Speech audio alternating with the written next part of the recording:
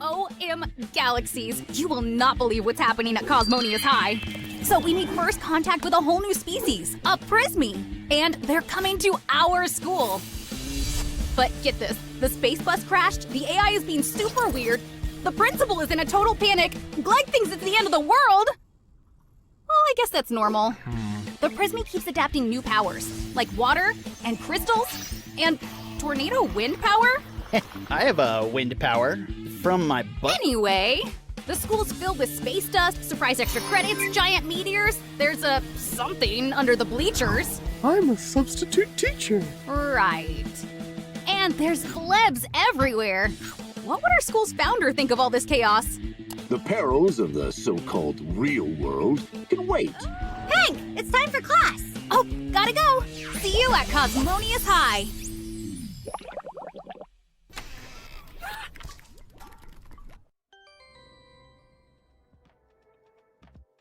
Hello, everybody. And so I'm here with Andrew, Chief Operating Owl, as I said before. We'll dive into that and what that means. Peter, the Accessibility Engineer, and Jasmine, Accessibility Product Manager. Andrew, can you please introduce yourself to everyone? Yeah, so as I said, I'm Andrew Ike. I'm the Chief Operating Owl and Cable Slinger at Alchemy Labs. So, we have fun titles here. Yeah, and I help run the studio. Amazing. It's so nice to have you here. Thank you for joining us. Peter, can you let us know a little bit about yourself? Absolutely. Hi, I'm Peter Galbraith. I am an accessibility engineer at Alchemy Labs, and I helped lead the accessibility update that was mentioned earlier and that we're going to be talking about a bunch today. And you're going to be in VR today, isn't that right? I am. I am going to be in VR. So you'll see me with the headset on. Looking forward to that. And Jasmine. Hi everyone, I'm Jasmine Cano, Accessibility Product Manager at Alchemy Labs, and my job is to ensure that accessibility features are researched, tested, and prioritized through development. Amazing. So I'm really excited to dive into these topics. Accessibility is obviously a very important topic, especially when it comes to VR. So still relatively a young space, right? We're still testing the waters, figuring things out. Every new game that comes out, I find a few new features here and there that just make things a bit easier to make it more of a widespread thing. But before we dive into all of that, you've been in the VR space for a while, and for anybody who's not aware, can you tell us a bit more about the studio's history? Tell us a bit more about Alchemy Labs, how it started, and the games you've worked on in the past. Right, so Alchemy Labs actually predates virtual reality, right? So Alchemy Labs was started by Devin Reimer and Alex Schwartz, and they were kind of running two separate studios. Then they kept working together, and they decided to forge this one and go forward as Alchemy Labs. And originally they made mobile games, so there's a number of mobile games, and we are a very, very early adopter of Unity, right? So those are games including like Snuggle and Smuggle Truck and Jack Lumber, Discourse, right? And then early on, we got to play around with the headset, the DK1, and it was really exciting for Alchemy to see that technology and really loved where VR was going. Built a game, took one of the games that we had previously worked on, Reckless Disregard for Gravity, that we had ported to Unity, and then ported that to that headset, right? And because of that, we were able to talk to Valve, who at the time was building what would become, the Vive, and they let us in early on that. And so from there, we were asked to make a demo. This all predates everybody on this stream too. We were asked to make a demo for the Vive for GDC, I believe 2015. And what happened is the four people in the company who were at the company at the time flew to Winnipeg, Canada, and in like a week made this first job simulator demo, this like cooking chef demo. And that would be what became, eventually became Job Simulator. So Job Simulator was very successful. I joined the company in the middle of Job Simulator's development and helped lead the project. And so then from there, we had this like Rick and Morty we made, which was really fun. Worked with Justin Roiland. After Rick and Morty, the studio was purchased by Google. So we are a wholly owned subsidiary of Google. But we're still our own entity. And then we made Vacation Simulator, which was like the spiritual successor to Job Simulator. And then most recently we made Cosmonious High, which is kind of a new IP and something really fun and exciting that we've done. And we've been in VR for the long haul. We have lots of experience and we love working in this medium, and we think it's like a fantastic place to be for gaming. Yeah, and the studio is absolutely excellent at it. I'm wondering, how big was the studio when Valve first reached out to now? The studio was 4 people, right? Okay. So when Valve first reached out, it was Devin Reimer, Alex Schwartz, Kerry Witt, and Graham Borland, right? And 3 of the people are still here today. And then by the end of Job Simulator, it was 14 people. By the end of Vacation Simulator, we were around 20, and today we have over 60 people. It's incredible. And then since releasing, you just released Cosmonious High, right? Correct, yeah. And how was that? How'd that launch go in relation to other games you've launched? It went really well. I mean, the industry, it's kind of funny, right? Because the industry is always growing, so it's like we're always learning, what the industry at this point is doing, right? Because we released Job Simulator originally on Vive. It was a pack-in title, right? So it came with the Vive. That was the only tracked head and hands headset. We released Vacation Simulator before the Quest had even been released. So it was released on PC first, and then ported to PlayStation, and then ported to the Quest. And now we've released Cosmonious High, and it's kind of Quest first. So it's really interesting watching the way that the industry's been moving. But we're very happy with how the game is done, and it's amazing that we've been able to have 3 titles at its peak. We had 3 titles in the top 20 games, which was pretty wild. Yeah, that's incredible, and that's very. It's good to hear that everything went smoothly and went well. And yesterday you had a big update as well. So do you want to tell us a bit more about that? And that's kind of what we'll be diving into most of today. Yeah, I'll let Pete or Jasmine take the explanation of what's going on in this update. Please go for it. Yeah. Okay. We released an accessibility update yesterday that covers a number of things to help make the game more accessible and inclusive for our players. We're going to be showcasing some of those while I'm playing VR today, including we have a one-handed mode now, so that you can play the game entirely with one hand. You can play seated. There's additional accessibility options for that. There's, all sorts of different things to help improve cognitive accessibility, and we just have a lot that we're gonna be going over and showing off. And we also have some inclusive stuff where we've added pronouns to some of our in-world text to help show characters pronouns, and that's part of the inclusive world we're trying to build in Cosmonious High. It's amazing. So accessibility and inclusivity. And so before we dive into all of that, we'll give Peter some time to put on the headset and get ready while we play the accessibility trailer that you released. So we'll cut right to that trailer and give you some time, Peter. All right. VR is a very physical medium by its nature. A player's body, their range of motion, and their physicality are all important considerations for designing in VR. We at Alchemy Labs want to make our games available and accessible to as many people as possible. It's good for us, and it's good for our players. Our accessibility work addresses a range of needs, from people with permanent disabilities to those with temporary or situational limitations. We want players in Cosmonious High to play how they want, and in a way that's comfortable and convenient. To that end, we've added a one-handed mode. Players can complete the game from start to finish using only one controller. With this update, we've also improved the player's seated experience. Tables and surfaces have handles that allow their height to be adjusted, putting our stations and objects within everyone's reach. While fixes like those can be applied across the game, others are situational. It's important when a character asks for hands in that everyone can participate in that moment. Those are the big improvements in this update, but we've added a handful of other features too. Characters' pronouns are more visible, part of the optimistic and inclusive world of this game. Iconography makes functionality more accessible to those with challenges reading text, or people who don't speak our localized languages. Additional in-world text has also been localized, and we've included more visual tutorials throughout the game to improve cognitive accessibility. There's more in this update and more to come as Alchemy Labs keeps working to make VR for everyone.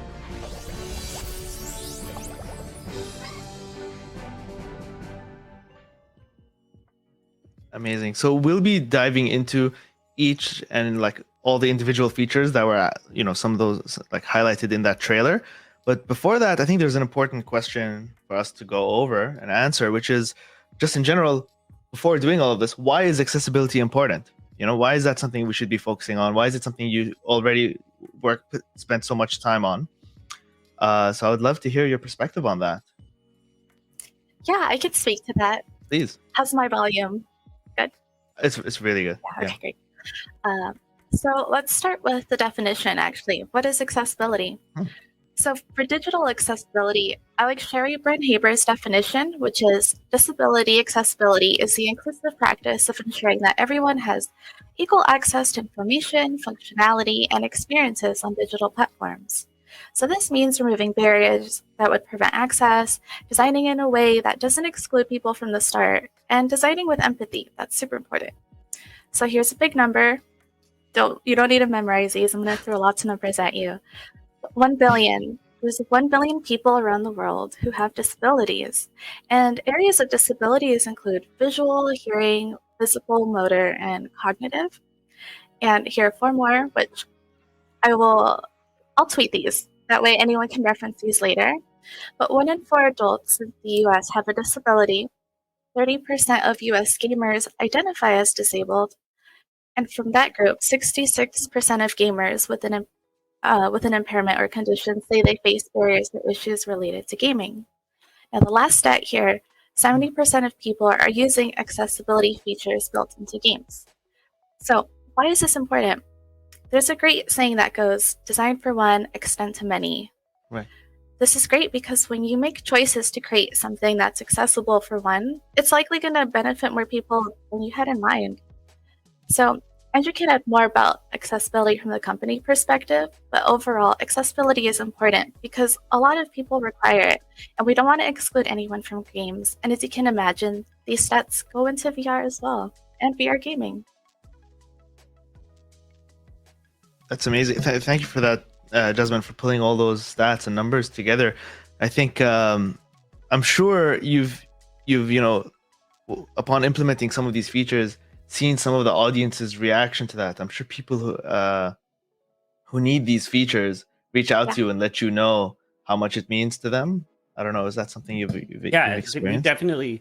We definitely experienced that, and we have a lot of. I mean, some of the original push came from giving a talk years ago on the current state of accessibility, and it was actually. We before that we gave this kind of talk on like 1 year in VR, what the first year was like, and somebody came up to us and they were in a wheelchair and they're like, of all the media, VR should be for me as much as it's for anyone else, because I should be able to experience this, right? And it's incredibly inaccessible to me, and so that kind of gave really pushed us hard to start looking at this stuff.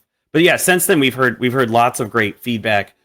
From fans and from the larger community, and we try to participate in. There's actually a symposium going on right now, the XR Access Symposium, and so normally we would be participating in that, but we're obviously on this stream, and it's really exciting.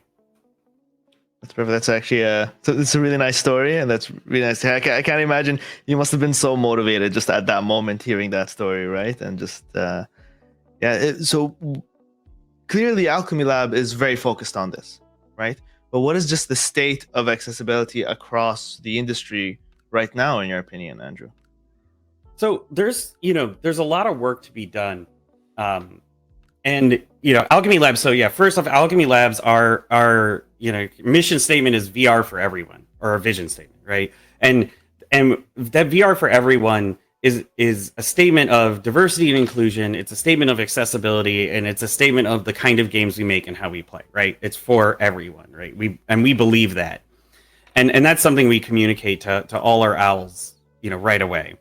And so at the larger industry level, we try to advocate as best we can to make changes, right? So we're a software company, so there's only so much that we can do, and you're seeing the subtitles and those kind of things. Those are things we have control over. But even simple things like wearing glasses in VR, which you have glasses, Jasmine has glasses, right?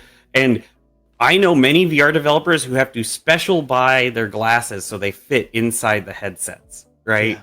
Or I'm wearing contacts, right? And I never do VR without wearing contacts. And I think that, that's just such a simple thing that you think would be an easy hurdle for us to overcome, given how many people need some kind of correction of their vision. And then you start getting into the more complex things, and there's just so much more that ground for us to cover, and ground that we'd like to see. So lots of areas that we can use work. So alchemy, we pick one, we kind of dive deep on that one. Subtitles is a great example of that, which you can see our great subtitling system in the video. But furthermore, the industry at large, and it's kind of everyone needs to participate. So we need the headset manufacturers, we need folks doing the middleware like you all at Unity, and we need the software developers. And so we would just like to see more, right? Like we would love it if our subtitling system wasn't something that we custom built, that was provided to every developer, and the ease of use was as simple as just putting the text in a box, right? And so those are the kind of things that we're looking at when we're looking at how can the industry be better at this. Yeah, and that was something I was going to ask, actually. How much of this happens at the software level and at the hardware level? And if there's something that your studio does notice, do you have that kind of link that you can, speak to the hardware developers and let them know about? Is that pathway open for communication? Yeah. So I think there's many pathways for that communication. So as I was saying, we participate with XR Access. We also are part of a group called XRA, right? And those are great avenues for us to speak to the hardware manufacturers, to speak to other software manufacturers. Obviously, we wouldn't be on this stream with you if we didn't have some kind of ability to talk to Unity. I think all those are good things, but it's not a simple. It's never a simple, straightforward path, right? It's always right. Accessibility is one area in a larger corporate strategy with a lot of these companies, and so it's a lot of what we have to do is over a long period of time make the case for why this is an important thing. Why is it going to help them in the long run and help the industry flourish? Yeah. I think as we continue to talk about this, we'll cut to this screen share because you want to see what Peter's doing rather than just seeing him flail around without context. So we'll show that. We'll cut to the screen share and our feed at the same time, and maybe Jasmine and Andrew, you can talk to some of the things Peter is doing, and Peter, maybe you can show off some of these features. So right off the bat, you can see Peter's sitting down, right? Is playing the game sitting down, not standing up. Only one of the controllers in hand, not two. But the game is usually played with two controllers, as you may have seen in the launch trailer, two hands. But I'll leave it to you, Jasmine, Andrew, to take it away from here. Yeah, as you said, so Peter's playing in one-handed mode, which allows users to play with one-hand controller, and the game automatically detects if one controller is present. Okay. And this is important because of what I mentioned earlier, which is where when you design for one case, you can actually help like a lot of different situations where this may be needed. So for example, think of someone who requires just playing with one-hand controller, and then also think of an example where experiences where one of my controller batteries aren't charged and you just have one to play with, but you Right. don't want to play. True. So that's an option there. And then Another thing I want to Yeah, point go out ahead, right Andrew. here Yeah. is that the this is a new tutorial we've added for the one-handed mode for Right. showing like how to open the powers menu that's on the back of your hand in one-handed mode. Because previously you had to have two hands and you would have to reach over and or you'd have to tap the back of your hand and it would pull up this radial menu of your powers.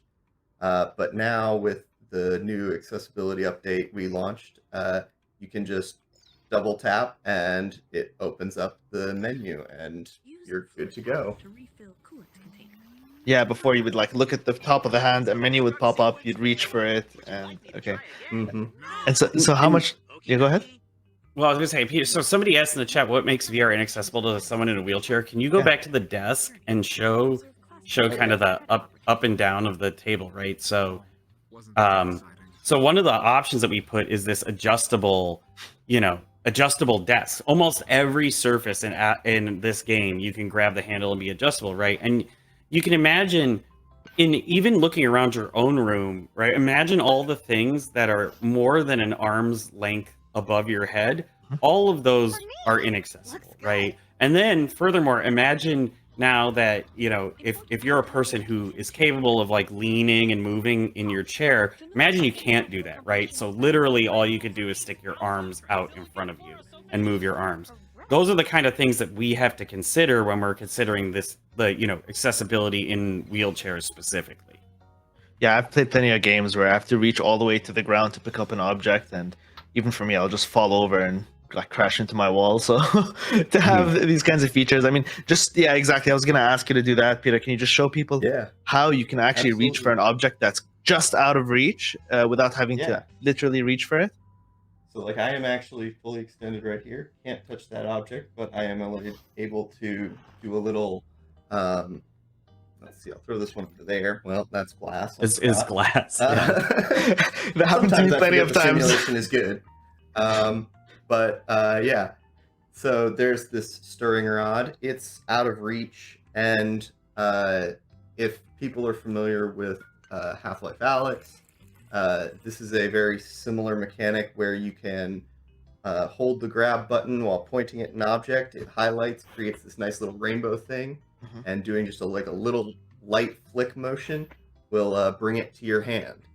And it's also very generous to help make you feel powerful with catching it. You don't have to reopen your hand and get the exact timing when it hits right. And so I can literally keep my grip button held.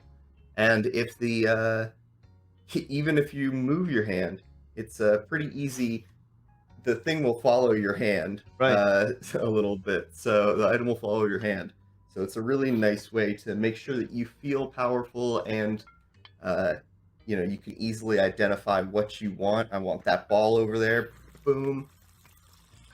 And the other thing about this kind of design, right, is there's a lot of VR games. So we loved what they did in Half-Life Alyx, right? And we did take a more permissive version of that. But one of the things that this does, when you talk about design, we talk a lot about intent, right? And so intent is, am I performing the action that I intended to perform, or am I doing something else, right? Yes. And many VR games, they have a similar thing, but it's more like a tractor beam is the best way of describing it, where you just point at an object and you click the grab button, and it just zoop, snaps into your hand. Right. And so the problem with that, right, is that it doesn't create this momentary double check. So with ours, because there's that rainbow line and it's attached to the object, you have a minute to say oops, that's the wrong object, instead of just being inundated with all these random props flying at you because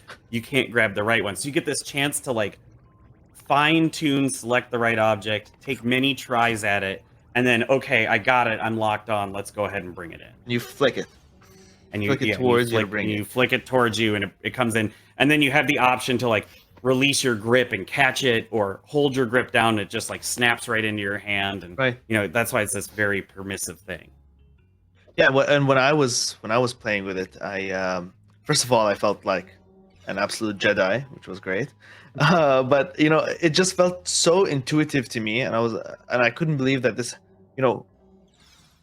you mentioned Half-Life Alyx was the first game that kind of implemented this, and the fact that this is a feature that feels so intuitive, but we've just kind of figured it out, so to speak, shows, I think, how young the industry is at large. And I foresee so many games taking this approach moving forward, I think.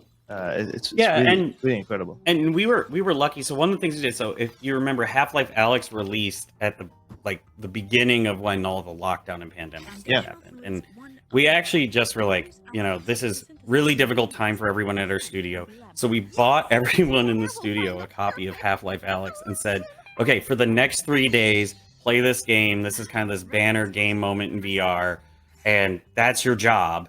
And then we'll come back and discuss it. And so we came back and discussed it, and a few changes made it into Cosmonious High, but the most obvious one is this flick wrap change. Mm-hmm.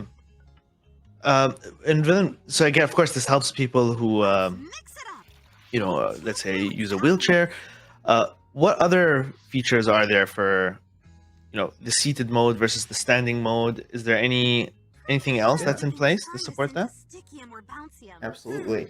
One of the features here is the small student mode. It allows you to make yourself larger in the environment. So now I'm larger. Now the table is at full height, and I can, touch all the things on top. Whereas before, I could not. Let me see if I can show you that. So using small student mode allows you to reach areas that you might not be able to reach, through things like our height sliders and other things. So this is an additional feature that can help with that, and it's good. It's true, because there are certain things on the environment you can't just flick towards yourself, like these knobs and buttons. So you have to be able to reach them regardless. Those always have to be within arm's reach, right? Yep. Perfect. And then, Exactly. And go ahead. I think something we'll get to later, but just kind of like a preview of the future is like, the other thing we do is extensive testing to make sure that, because we control the placement of these objects. We could have pushed everything back on the desk, but it's in a purposeful spot. And so that's, it's a subtle thing, but it's really important. Yeah. And then for the two-hand mode versus the one-hand, like when you originally designed the game, were there any puzzles or anything you had to do that required two hands, that really required two hands to be able to achieve it, other than like the UI and the menus, but something like that's like more inherent to the puzzle of to one of the puzzles in the game that you really had to change, or was it an easy swap? For the most part, it was a pretty easy swap. We did a lot to think about these sorts of things from the beginning, as much as we could, and try and design for one-handed users from the start. We're always improving and getting better, which is why we created this accessibility update. But having the thought process from the beginning really helped make that whole process significantly easier. Right. There were only a handful of things. And the other thing is, we do keep it in mind, but we don't necessarily design. I think the design of this game, because it's a powers-focused game, just tends towards more one-handed interactions, or more, kind of put a power in each hand if you want to, but it's not required. But if you take a look at like Vacation Simulator, where we did a similar thing, in Vacation Simulator, we had like this oar that required two hands. And so we were able to like make it one-handed. We had a slingshot that required two hands. We were able to make the slingshot float when it goes into one-handed mode. So it really just kind of depends on the design of the game. I think we were lucky with Cosmonious High because of the core power element that, our designs just tended to be, oh yeah, it'll work with one hand. So was it a bit more hands-on when you had to make those changes for Job Simulator and Vacation Simulator? Yeah, it was. Yeah. It was definitely, a deeper process where we had to make sure that we had identified everything. But, those games, you didn't have powers coming from your hands. So the two-handed interactions are just going to tend to be something that the design team moves more towards, right? As we're making it, where it's like, oh, I don't have a magic button that lets me spray water, so maybe I should have to grab two spots instead of one. Yeah. So those aren't the only updates you've made. You also have like a something for color blindness. Yeah. So we also have been improving colorblind accessibility throughout the game. One of the ways that we've sort of worked on colorblindness so far is through the use of, in these sorts of crystal puzzles, which you'll see in just a moment, we have patterns in addition to the colors, so that, you know, okay, cool, the blue triangle connects to the blue triangle, like the yellow squares connect to yellow squares.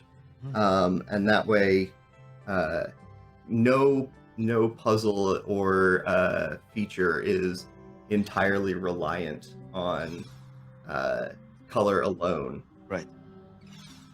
So using shape in tandem with color. Are there any like options in the menus in addition to this? This is nice because it's like inherent to the design and not something you have to jump into the menu, which is really nice. Exactly. And you So, said the yeah. same thing for the one hand mode. Like you don't need to go into the menu, select one hand mode. You just need to put the other controller away, and you can just play with one hand, which I think is kind of nice.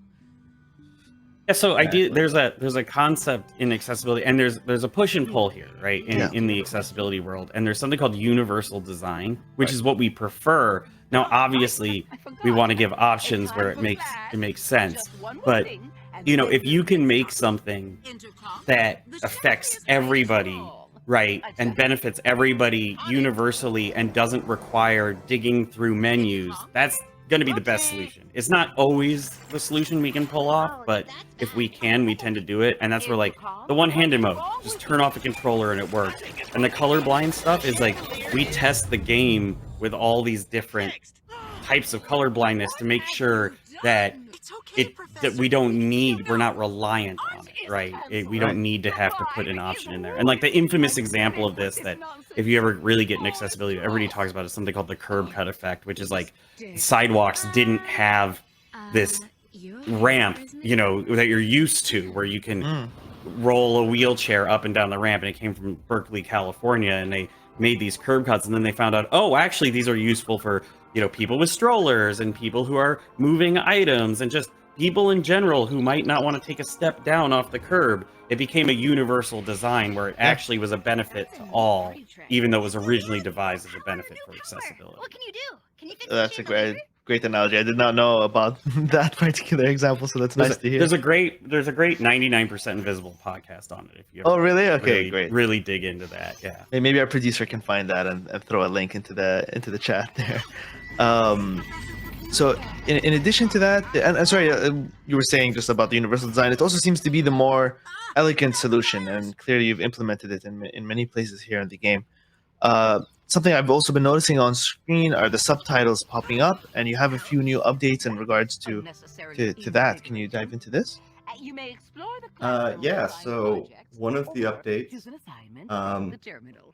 is we made some changes to the spectator subtitles. So we have a mode that provides a different camera. Let me see if I can pop this up. A nice smooth camera for streaming and doing things like that. And it's got a great subtitles display that is more natural to PC viewers.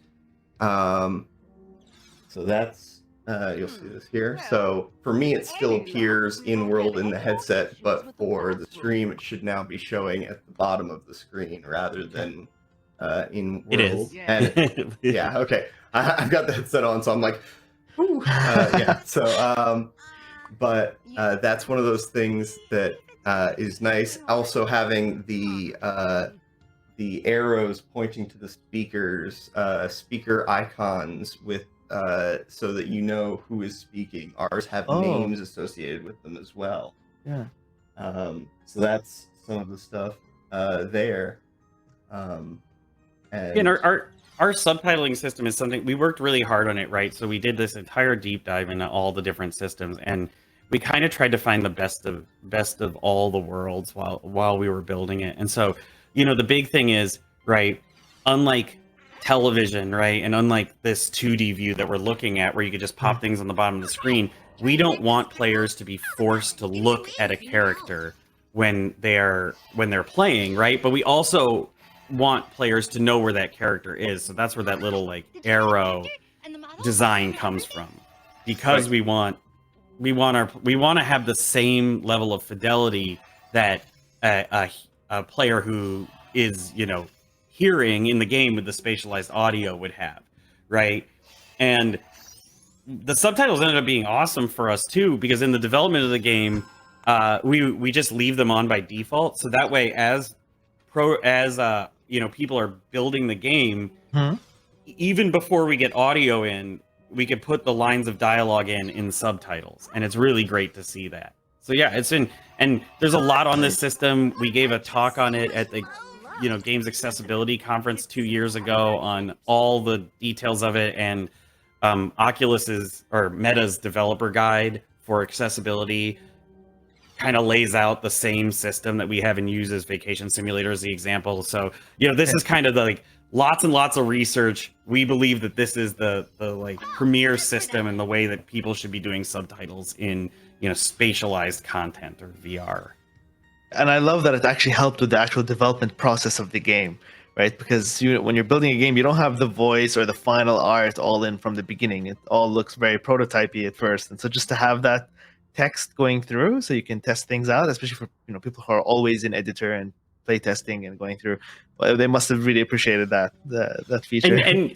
And as you already know, right? Because you put the mute button in the editor, right? There's a lot of developers who play without the audio on because they want to listen to music. They want to hit play, just make sure that the timings are all lined up and not hear the chaos. And so they get to do that. Yeah. And I just want to say for anybody who's in chat, we dropped some blog posts that your studio has written about accessibility. There's one about the subtitle update and language support. There's the general accessibility update blog. There's one about called How to Hands, a developer deep dive on hand tracking. So all of these, you can find them in the chat. And we were just talking about testing, so I think it'd be great to actually jump in editor. Peter, if you want to share your screen with us in editor, and we can look at some of these features from the editor view. Yeah, absolutely. Just give you some time. Take that off and maybe, set up. Maybe this would be a good time while you're talking about Jasmine. You could talk about like our general concept of testing and how, because like as much as we're talking about, do these features and do this, none of this works, and so much of accessibility is actually just us testing and kind of things that happen behind the scenes. Yeah, totally. So for testing with people with disabilities, prior to the pandemic, Alchemy Labs would invite folks over to the office for interviews and feedback sessions, and that's super important. But, we haven't been able to do that due to COVID, understandably so.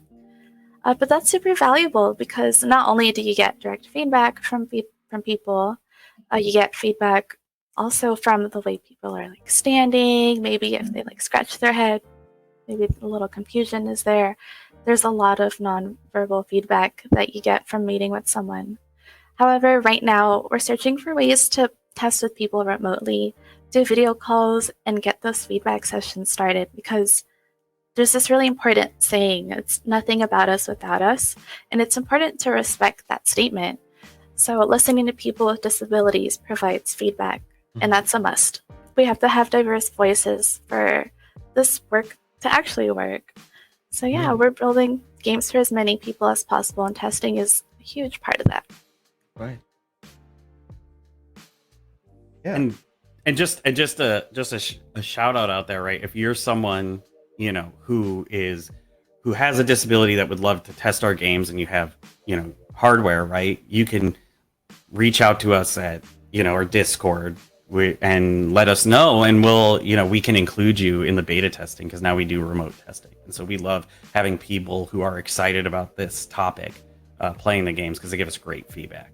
That's incredible. So are you doing testing, continued testing on Cosmonious High, or is it now testing for other projects? I mean, we're working on other projects, so there's testing there, and then there's some work that we're still doing on Cosmonious High. So we have testing. Anytime we're working on something, we're likely testing. Testing. Okay, cool. So Peter, how's the screen? How's it looking? Looking good. Okay, Looking good. So we'll cut to the editor, the Unity editor. Show Peter's screen. So yeah, this is the Cosmonious High project. Right now we're in the Grand Hall where I was about to be in the game. So you can see all of our characters hanging out in here. So we were talking about color blindness earlier. Yeah. And one of the tools that we use to help, check for color blindness accessibility is called Color Blinder. I believe that is how you pronounce it. Yeah. And you can simply put a camera in the screen, and I already have it queued up there. And so right there you see Color Blinder has been added. Let me pop out the game view here. And you can see that as we change the type of color blindness here, we can change to deuteranopia and simulate what it is like to have that sort of color deficiency. Just change it on the fly as you're... Yeah, just change it on the fly. This is really great for use in editor tools. It's just a good way to do this sort of thing. Let me see if I can. It's on the asset store, right? So yes, so it is something that any developer can grab, and you could start doing that. And do we have a statistic on color blindness somewhere? So if you're watching this very stream, prevalent. It's yes. I could give you some rough statistics. I don't have stuff memorized exactly, but I think it is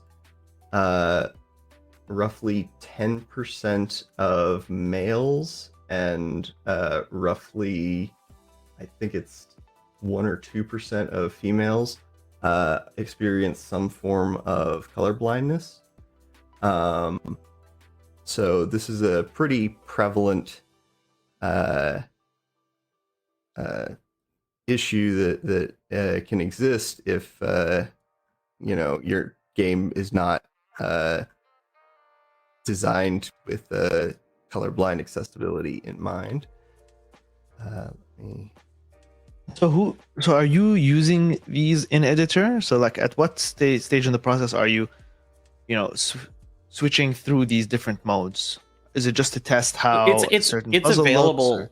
It's available to developers. So our tester will do runs with it. We have a in-house testing, but then our developers are also encouraged to do that, and our artists are encouraged. I mean, one of the big things that Alchemy prides itself in is I would say almost every, if not every single owl is capable of navigating and using the Unity editor.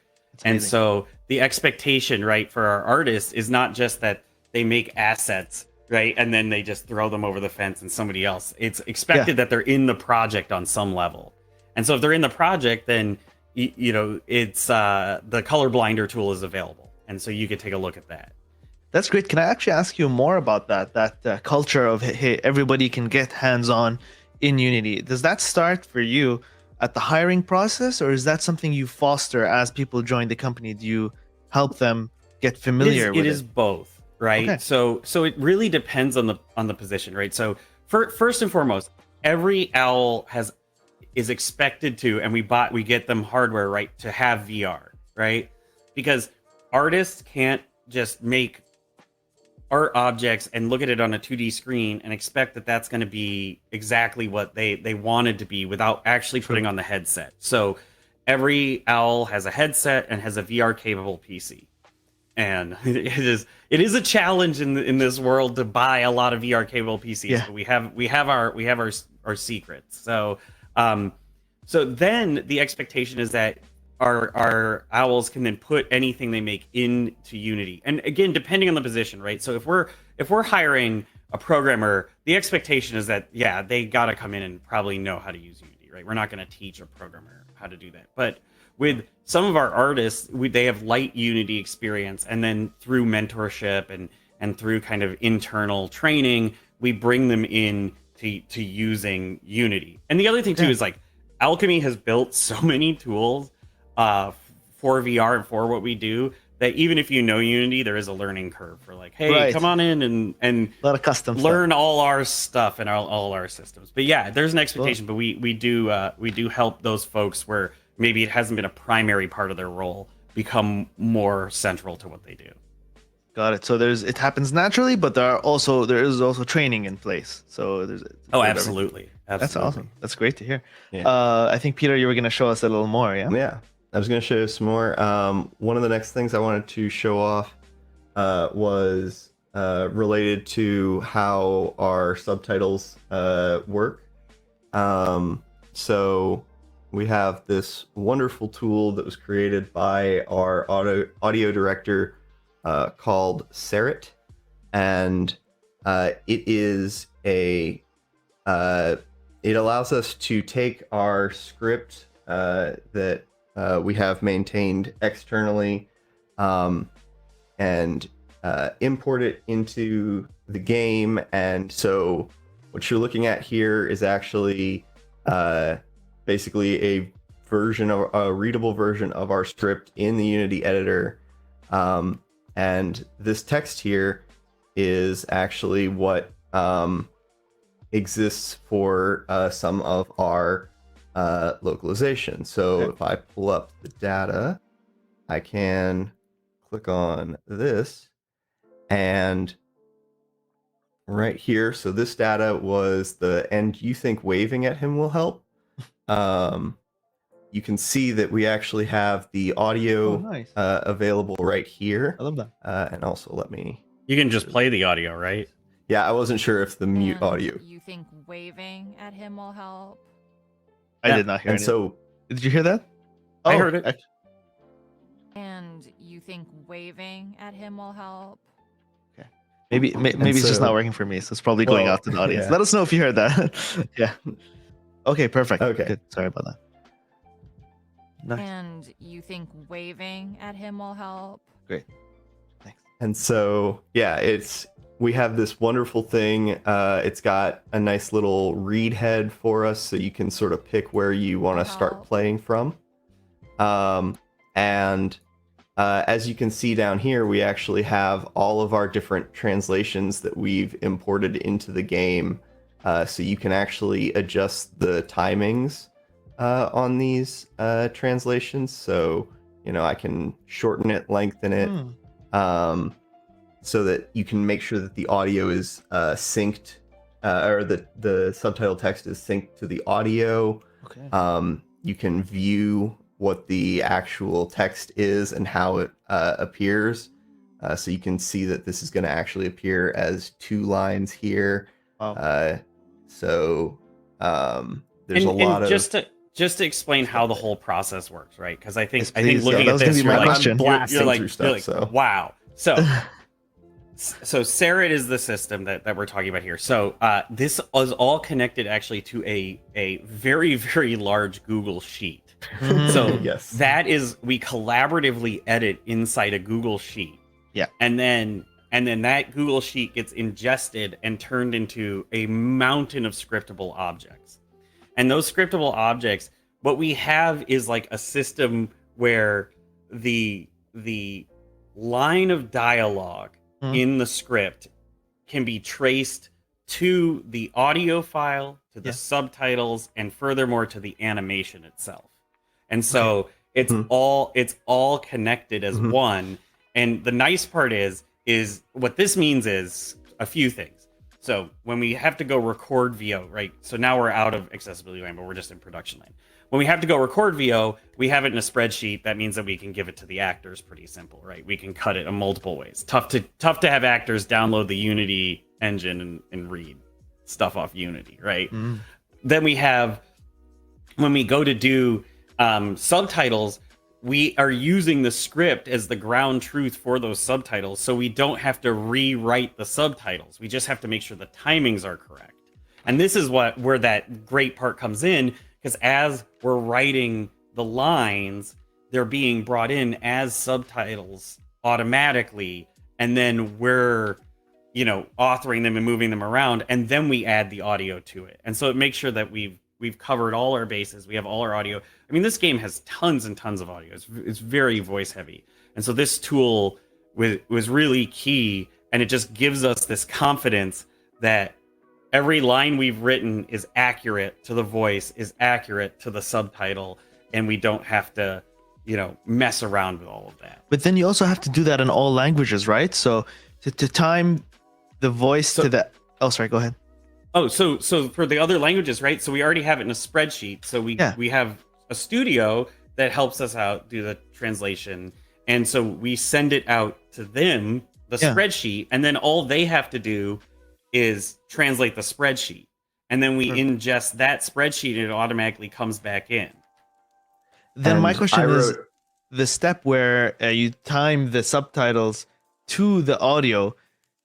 That's easy to do in English, but then what happens when it's the subtitles of when it's like in a different language? Let's say it's in Mandarin, and now you have to time the voice lines to those subtitles. How do you go about that if you don't have somebody on the team who speaks the language? So the way that we actually handle that, for the most part, is I wrote an algorithm that when subtitles or when translations are ingested for subtitles, it will actually apply a bunch of different rules based on things like the expected reading speed of readers for that language, where punctuation is, where line breaks are, things like that, to sort of help time out stuff so that it is readable and synced with the length of the audio. Okay. And so we wrote a whole automated process to do that. And we still have the ability to modify certain obvious things. So if there's like a long pause and we want to have it like not show a subtitle for a moment and then go back to it, we can easily go in and make those sorts of and we also changes. do QA, right? It's two parts, right? So the company that translates it does LQA for us, so they actually go and replay the game. And so anytime one of these audio clips falls through the cracks, we do have a native speaker that says, hey, these lines. And so there's a process here where for a little while, Pete is getting these like, here's 5 lines I need you to readjust the timings on, and then he readjusts them. And that goes back to what Jasmine was saying about nothing about us without us, right? So you have somebody who is native go in, check it, make sure it's the way it's supposed to be. So yeah, that was exactly what I was asking, actually. So it's great to see that process. It's also, for people who are watching, it's super useful to have people work in the fields that they're used to, in the mediums they're used to working. So you don't force those people in localization to jump into the Unity editor and type out all the translated text there. You allow them to work in spreadsheets, right? Which you then link to Unity, because they're used to working in spreadsheets, right? You're not trying to change their work. They're used to that. And writers, when we write, because I do some of the script writing, writers want speed, right? So they don't want to have to hit like make new scriptable object, copy a bunch of stuff over just to have, like that one line that Pete's hovering over just says hi, right? And so if all it is make a new line in spreadsheet, write hi and write a character, that's great. We're super happy. And Jasmine, how about yourself on your side? Like, are you ever jumping in and using these tools or exploring them, like for you in your day-to-day? What does working in Unity look like? Yeah, absolutely. So a lot of what I do is accessibility auditing, going through the game with the lens of all the knowledge I have so far and checking. Not exactly with the audio stuff. I don't use those tools there, so that's exciting for me to see as well. Nice. However, I do use other tools we have, our editor hands. Sometimes it's challenging to put on the headset a lot during the day, on and off. My hair goes everywhere. So thankfully, we have this tool that lets me go through the game that I think Pete can show us without having to put the VR headset on and off repeatedly. Great. So what are editor hands? They're The audience. they're a clunky fix for a large problem, right? Okay. And so Yes. so way back in the job sim days, we realized we didn't have enough headsets for people, right? We got headsets.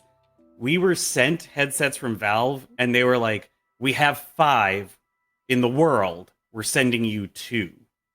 And we were like, "Oh, okay." And so we were like, "Yeah, we got to figure out how people can actually play the game, but we're not here to build the keyboard mouse version." So we came up with this like almost like no clip mode, floating hands static. That's very, very clunky to play, although we have some developers who are incredibly talented at playing with those.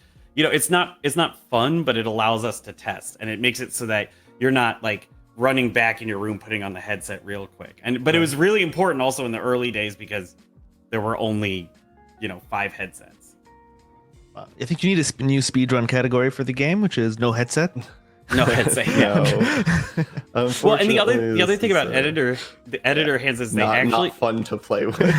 it's not fun, and they break so the game, the teleport mechanic in the game is more than a mechanic. It allows us to play the game on the Quest headset, because the Quest headset's a mobile device. We have to do a bunch of processing, and so the teleport, we like bring the screen black and do a ton of stuff. We did a blog post about like the painting system, but it was like we do a bunch of stuff and then it comes back up, and editor hands breaks that because you can just fly anywhere, right? And so we need that, we need that off, actually. Darkness for a minute. Yeah, we have to shut off the screen for a second.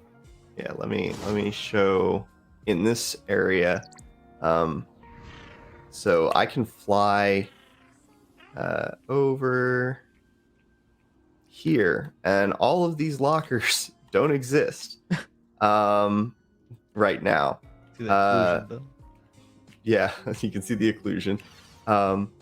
But when you teleport, it all comes in. So we do a lot of dynamic loading based on that we wouldn't otherwise necessarily be able to do on a Quest headset because of just how rich some of our assets are.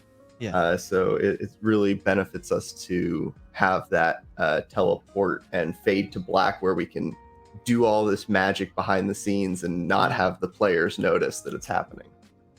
Yeah, and so what this particular mode just allows us to do is it allows us a really cheap way to play, and there's ways to do like one hand and grab with one hand and stuff like that. It's very, very clunky to play with this, and it takes a very long time to get used to it. But it allows, you can see him moving the hands separately from the head now. But it allows our developers, when they're like quickly doing something where they're like, oh, I just have to see something in game to mess around with that.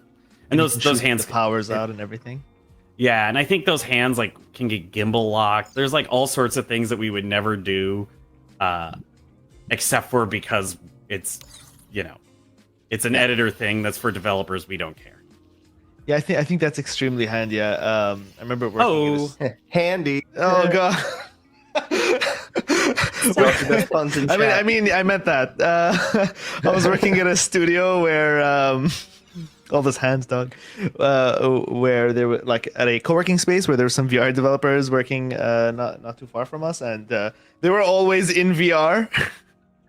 And like all day, right, developing the game and testing, and so I was just like, oh man, I can't imagine doing that all day. How like that'd probably give me a headache, just nonstop, on and off. It's kind of inconvenient, but so this is a fantastic solution that I'm sure they wish they had.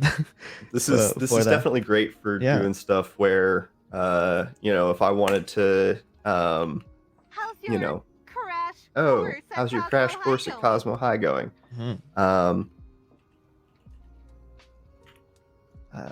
Friend, one of these should be here. Let's see, friend, how's your crash course at Cosmo High going? And so now I can like do editing and things like that. So it's really nice for if I needed to access all of this inspector stuff and do quick iteration on like one very tiny feature. So it's really useful in that sort of a scenario. For playtesting, it's not like ideal or whatever. So, you know, obviously you're still in headset for that sort of thing. But this is a good way to, you know, use the editor at the same time. We still expect owls to test everything they make in headset, right? Absolutely. You're not supposed to be checking in things that are just editor hands. One of the things that I don't want to skip over that Pete did, and it's like it's a really interesting thing. So a quality of life thing that we do that our system at Alchemy does is it automatically names the files based on the actual words that are in the audio thing. So you saw Pete heard the line. He didn't have to think of a magic line. He actually just typed the line itself, and the file name was that line. Right. That's just like a hint for Unity developers, because he could just type the words, and it's like the first, I don't know, 30 or 60 characters are the name of the file. That's actually really smart, because you're just going to remember what the person said. Right, and at any time... it's got the character name associated with it, so if it's associated with a specific character, it's easy to search through all of their stuff if you need some of that. And with 60 people, right, trying to convince somebody of like some naming dynamic thing to be like, hey, we name all our audio files this special way, remember it, here's documentation, or just be like, just type the name of the character and a few of the words they said, you'll get it. It's like that's so much easier. Because you'll have the file naming convention for the art assets, for the script files, and then also and they're all going to be different. So this is great. Yeah, the other quality of life trick we use is all our art textures are PSDs. We don't export the textures from Photoshop. Okay. And the reason why we do that is because it's super easy to edit the textures, and Unity makes it easy. Unity allows us to cheat like that.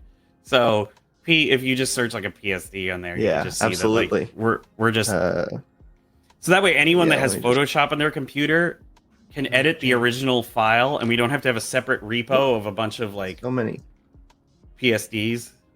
Does that have any consequence when it comes to file size, or? It has a consequence on the source control, but we use plastic as a source control. Mm-hmm. It does not have a consequence on the export size because we've managed all the importers to get it to be all the correct stuff, right? So there was a joke in an earlier Alchemy game. Somebody was putting a 4K texture on like a tiny little lemon, and we had to optimize that. But we're just using the raw Photoshop files here because it's just easier, and we can get away with it. You can't do that with the 3D stuff because the export isn't as clear, but with the 2D you can. Yeah. These are all, if you look down here, you can see in the file name that these are all PSDs. I don't have Photoshop on this computer, so I can't. You don't need, I think people will trust that you can. I figure people can trust, but I won't believe it till I see it, Peter. Come on. No. Yeah. So that's really helpful. Andrew mentioned plastic, and so I just want everybody in the chat to know that like we are trying to stream every Wednesday, so we will have a stream next Wednesday and then the Wednesday afterwards. So on the 22nd of June, we'll be speaking to the creators of Shredders, and they will be showing us their use and their process of using plastic and their workflow for that. So just a little tangent, but just if anybody who got curious, we can show. And let me jump in right here, right? Please. So Alchemy Labs, for much longer than it should have, for the development of Job Simulator, used the Unity asset server, the old thing, right? So all the way up to 2015, well beyond when we were supposed to. Mm-hmm. And we struggled to find a solution that fit all our needs, that didn't have weird things like Git LFS, and wasn't like what we found with Perforce is that every time you use Perforce, somebody has to... You have a person, and they're just the Perforce person, and that's their job. And plastic has been our saving grace. I mean, it's not perfect. No SCM is. SCM is complicated by its very nature of what it does. But it was like one of the things that we like hold near and dear to us. And we actually are on the plastic cloud now, and we're very happy with that. So. Great. So it's And been a we've good also- experience for the team overall then. Yes. And we've also added a bunch of our own sort of custom things in editor to help make the plastic process easier. So we have this scene loader window that can allow me to open scenes really easily, which I won't do. But it also has buttons for checking out and returning scenes, quickly and easily, so that you can check out a scene, say you're the person working on it, and use it right here from the editor. You don't have to switch to another window to make that happen. It's a one button thing, and it really helps simplify the process. And if someone else has it checked out, it even has a warning telling you, hey, somebody else has this checked out, and can help you out. So having like tools like that, and we have other tools for other files that do similar things. So, seeing if it even needs updates, like maybe someone's committed something already on the branch you're on. And so that way you can make sure that you're up to date. So it's really nice to, and we've had these tools for quite some time, and we've been improving them over time and it really just helps our workflow a lot. Great to hear. And then I think, is there anything else that we wanted to show in editor when it comes to accessibility tools? I want to make sure we covered it all. I'll touch real briefly on I have this I created a concept of localizable string data, and it's basically doing a lot of the same things that you see with Serret, but Serret is for VO and things like that. But as mentioned earlier, we have some in-world text that is localized. So assignment datas that like you can plug into the assignment terminals. They'll have their title and description text. Let me see if I can do this. Assignment data. Okay. So as you can see here, we've got these lovely assignment datas that are referenced by some of our objects. These are scriptable objects, and they reference these localizable string data scriptable objects that have all the different translations with the associated languages, and that all gets imported through spreadsheets like we had for Serret, but it's a different set of spreadsheets because it's other type of text, and it will fill out all of this information into one of these assignment datas, and this is referenced by our systems very simply and easily for developers. There's a lot of helper functions and things so that it will just basically pop in the text where it's needed with minimal effort on our developers and content team side. So it's really useful for localizing things like that and keeping it modular and safe to use in all contexts. Amazing. Thank you for showing that. People in chat are just talking about how absolutely handy and how much they love all these tools that you're building and showing them. I'm sure it's extremely inspiring for them. We love making tools. One of the other tools I want to mention, and I don't know if it ever made it into this project, but we did make it for a while ago, was we have a tool that scrambles all text meshes, and that's on purpose, right? So it was in Vacation Simulator. I don't know if the text mesh one is, but I believe the audio scrambler is still in. So we have two things. So it's an audio scrambler and a text mesh scrambler, and the purpose of those is one of Alchemy's design philosophies, and one of the things that we realize, and every game developer knows this: players don't read and they don't listen. And that's not to say that players are wrong, right?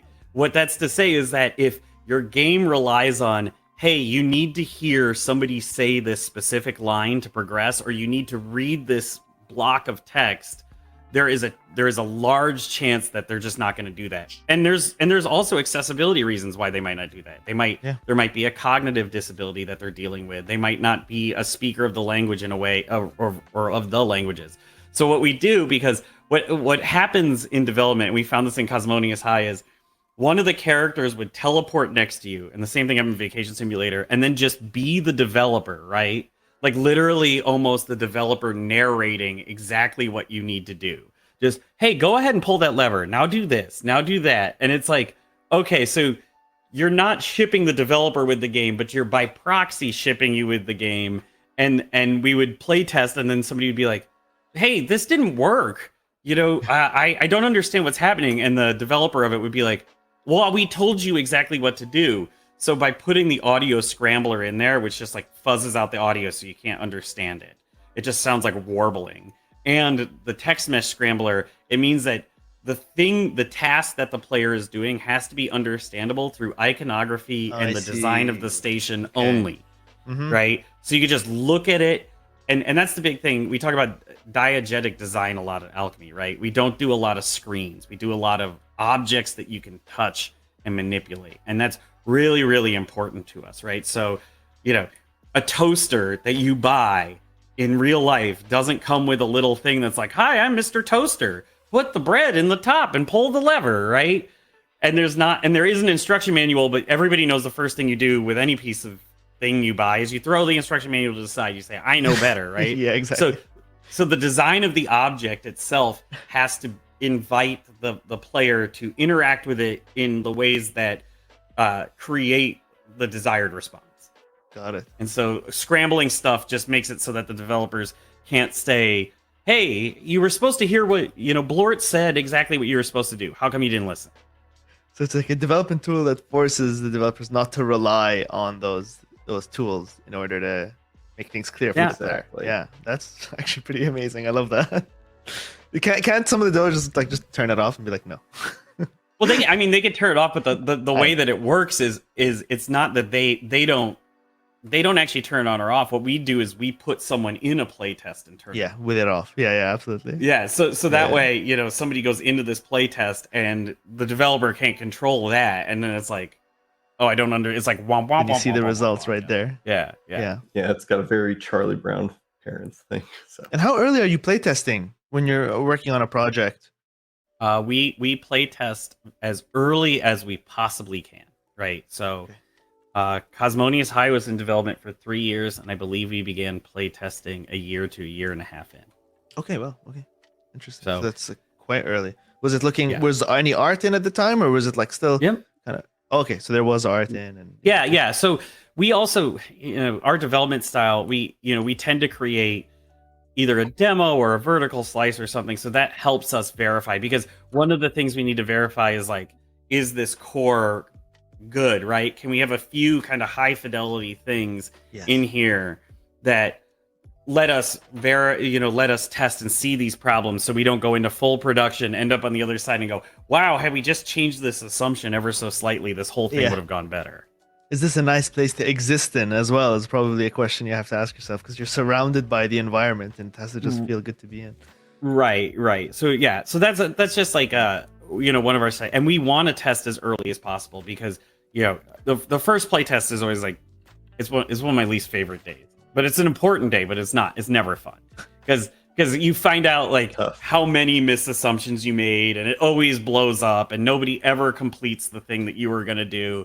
And there's this massive discussion that pops out of it of what do we change? What do we throw away? What do we, hone in on? It's probably a very lively and difficult discussion to have at that point. Always is. Always is.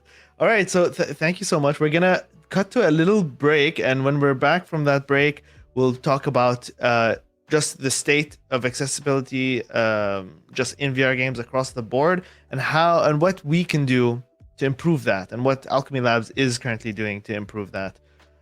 So we'll be back in just about 5 minutes. Stick around, don't go anywhere. And we'll give Pete a chance also again to jump into the VR. So he'll be playing the game while we talk about that. See you, everyone. And we're back. Thanks for waiting, everybody. is the last part of the show where we'll be talking about how to spread accessibility in the community, right? A community of developers, and what the state is at the moment. Because you can see Pete is in is in VR right now, and so we'll share his screen as we're talking about this. I'd love to start with you, Jasmine. Maybe you can talk about establishing good practices early in a project.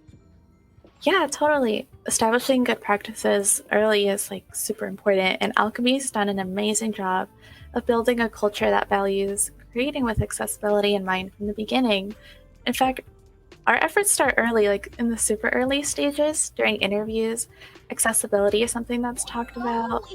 While onboarding at Alchemy during your first day, you're introduced to, like your standard things that you read through from HR, employee handbook, and there's a huge developer documentation page, which is fantastic. It has a fabulous guide on accessibility. There's tools there, resources to learn about, and examples of how Alchemy has approached games with this thinking. So from day one, that's like showing everyone at Alchemy how important this is. And something else we do is we chat about accessibility openly in our Slack. Yeah. So we don't have a specific channel for it because it's important enough to discuss everywhere. And it's really important for everyone to see what's going on in the industry around it, and even just learn about it as we develop. Yeah, because I think it's something that's done as you're trying to advance as a community of developers, right? Not just as the studio, because like you said earlier, Andrew, you said like you learned from what the team at Valve did with Half-Life Alyx, and then other teams will learn from you, and it's like everyone is sharing knowledge and learning from each other, right? Right, and that's a big part of kind of what we push is it's a team effort, and the team is VR, right? And this is we believe in VR in general, even outside accessibility, that this is like a rising tide raises all ships industry. And so I always tell people, like, our biggest competitors aren't each other many times. Our biggest competitors a lot of times are like Netflix or another media, right? And so what we're looking at with accessibility, and when we're talking about that, is like very rarely in the history of a media do you have the opportunity to shape, right? We've been very lucky that we've kind of bumped into a few different scenarios with this, but it's really exciting that we're at the forefront of VR, and we're in this early days. We talk a lot about how we're in like the Atari days. Okay. Yeah. And maybe we're now in like the Commodore days or something, but we're still really, really early on. Right. And so one of the things that we want to do is make it accessible from the start, right? That's really important to us, right? Because there's only one time you get to start. And then after that, you're always trying to catch up. Capable leader. I can do this. So that's interesting, because when I first heard being establishing good practices from the start, I was thinking on a project level, but you're actually thinking on an industry level. Yeah, that's why we participate in all this, and that's why we take these. I mean, you have to look at it from a perspective here, right? What studio goes back and adds subtitles to a 5-year-old game, right? We did that because we really believe in this, right? And we want the industry to follow our lead, and so we put the investment in these, not just in the things like that we've been talking about, where it's like, okay, we're always thinking about it, we're making sure that our games are accessible, but we're also putting it in the R&D space, where we're saying like, hey, let's go take a game that's already been fleshed out. We have this full game, and can we look back and add things that the industry hasn't done? And our hope is that other studios do the same, and then collectively we can build a library of these accessibility things. And then another role that Alchemy takes is we then go to these industry events and actually advocate to try to get folks like you all in Unity, or even all the way down to the headset manufacturers, to really start including these accessibility features as core functions. Which the easier you make it, think about it, accessibility is like twofold, right? The more accessible you make the accessibility features to developers, the more developers are going to use them. True. Yeah, that's actually a very good point, and I think that's such a healthy outlook. talking about There are classes how you're all in it together. You're all one team. Because I don't know, when you're buying games, when you play a good VR game, it makes you want to buy another VR game, right? So you actually end up going on a buying spree because you had a good experience and you want another one. And it's true, you're trying to get time away from those other platforms, like, right? Right, and VR is, I mean, inherently it has a higher level of effort even with the Quest, just because, right, even Pete playing seated, it's still more active than other media, especially other video games, right? Pressing a button is a lot less active than having to move your arms around. So we really need to be respectful of the player's time, and we need to think about that, and that's why we think about this like competing in this way, because all of us together have to work to be like, hey, let's make sure this is a rich experience. So sometimes you hear people say like, I want a 200-hour VR game, and it's like, what are the odds of that maybe, but do you really? Or do you want to make sure that the time that you spend in VR is really high quality? So and that's what you're more focused on. You're more focused on like shorter, high quality experiences. Yeah, and I mean, shorter or longer, I guess, is not how we think of it. It's more like on a play session level. Like Cosmonious High is a decent length game, especially for VR. But it's more like we don't want anyone to come into our game and go, okay, I get this 2 hours when I have the battery life, and this is my once a week I'm going to play because I'm not tired and I'm ready to go and play VR. And we don't want to be like, okay, and you're going to grind, right? Yes. Go to the vendor and get your item updates.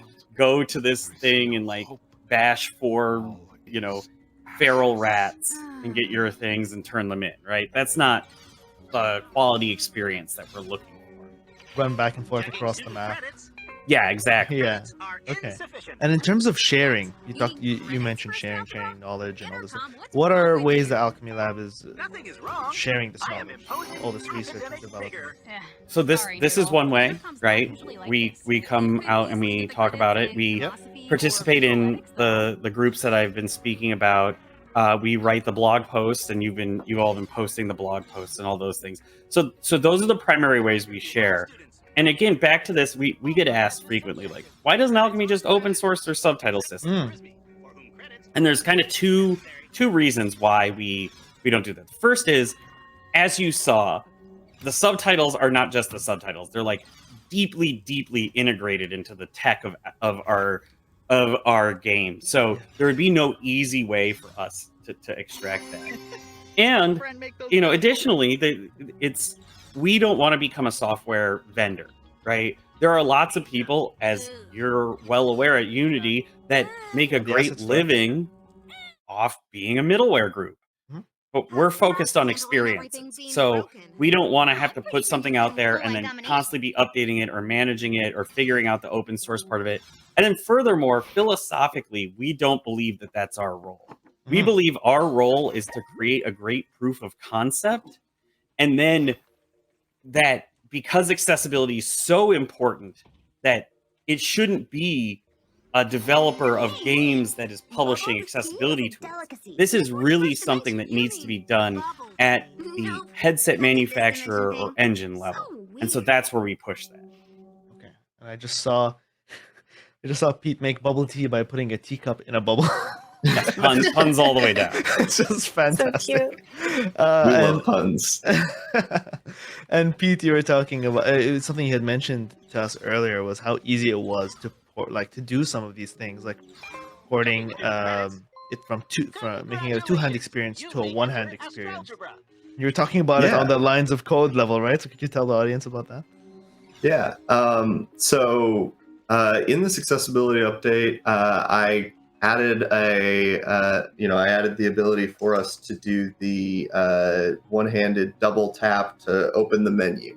That was the biggest sort of challenge, but even then, that was a pretty easy hookup. Probably taking, I unfortunately don't have numbers from inside the headset right now, but it was like that in and of itself probably only took 30 lines of code to get working. Like it was almost a trivial amount. And then after that, there were only a couple like small things that we had to take care of. Like there's a part of the game where characters mimic your movements, but we had to come up with a slightly new way for them to mimic if you didn't have a second controller, as all of our characters would try to mimic your hand placements, and if you only had one hand placement, what do you do?